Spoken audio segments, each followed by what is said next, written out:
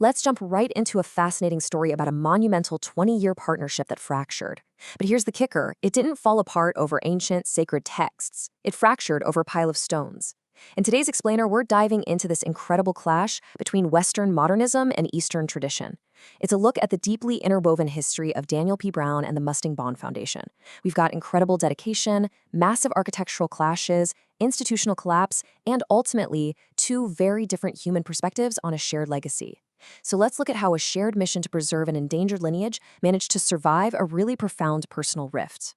For 2 whole decades, Daniel P. Brown, a Western scholar, and Geshe Sonam Gurung had this incredibly close working relationship. And their goal? Absolutely massive. They were translating the collected works of the great yogi Shardza Tashi Gyaltsen.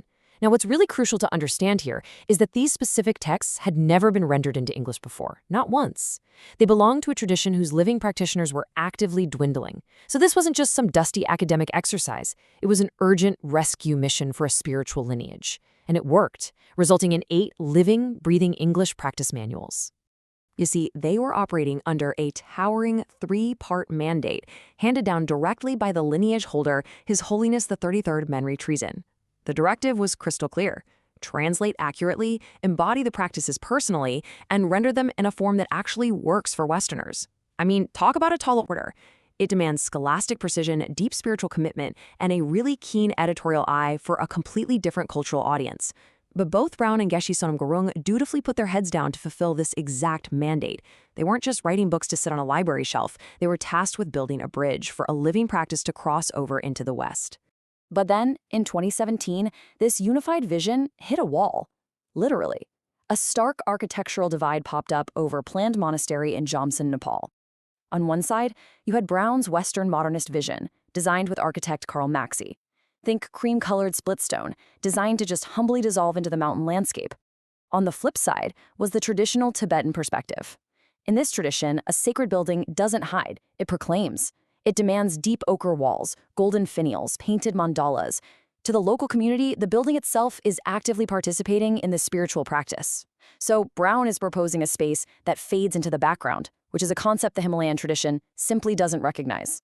Now, Brown was adamant about using a modernist, steel-reinforced structure. He was aiming for a 200-year lifespan, especially after the devastating Nepal earthquakes. But this caused some major practical friction. The projected cost absolutely ballooned. We're talking anywhere from $13 to $15 million.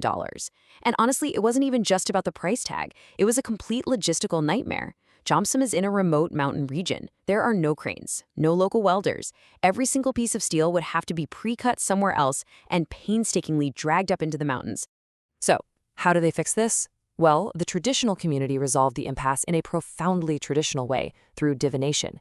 Geshe Sonam and the monastic community actually performed a divination, which ended up favoring a phased approach using local architects and local labor. They completely pivoted away from that modernist steel structure. Instead, MAP Design stepped in and created this stunning 14-courtyard campus right on the cliff face above the Kali Gandaki River. That river has literally been the cultural and economic lifeline of the Mustang Valley for centuries. It was a massive return to a design deeply rooted in the valley's history, and Phase 1 of this beautiful new monastery just officially opened in September 2024. But as you might guess, this architectural disagreement set off a chain reaction that completely fractured their institutional foundation.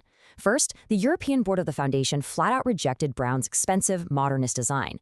Brown stood his ground and insisted on his architect, and the conflict reached such a boiling point that the European board just dissolved itself. Gone. Fast forward to 2019. A restructured U.S. board steps in and proposes an alternate plan that directly contradicted Brown's original vision. The shared mission was literally cracking under the weight of this one building project. Yet even amidst all this institutional chaos, the dedication to the overarching mission stayed incredibly fierce.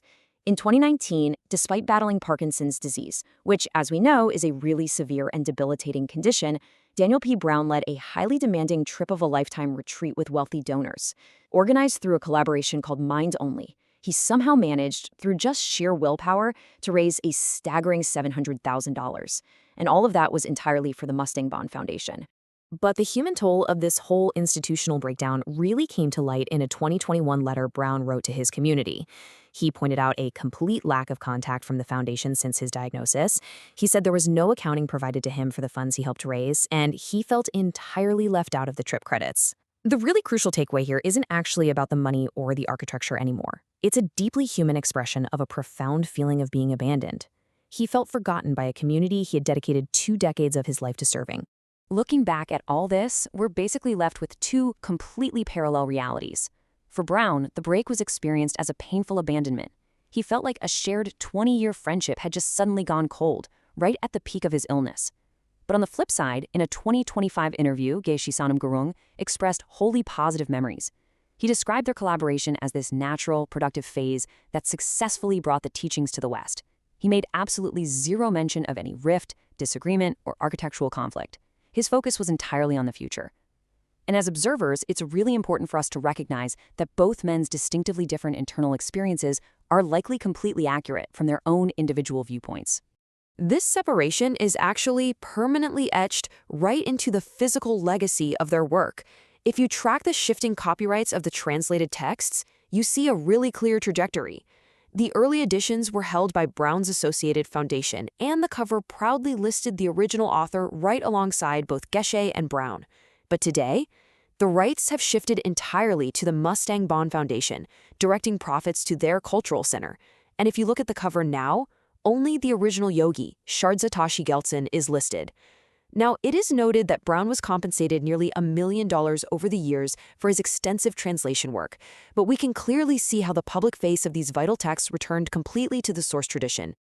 Ultimately, though, the work survived the fallout. Those translations, all 8 critical volumes, remain accessible online today, functioning as the exact living practice manuals His Holiness originally requested. And the Jomsom monastery, it stands proudly above the river, actively participating in the practice, ochre-walled and gold-finned, exactly as the local tradition demanded.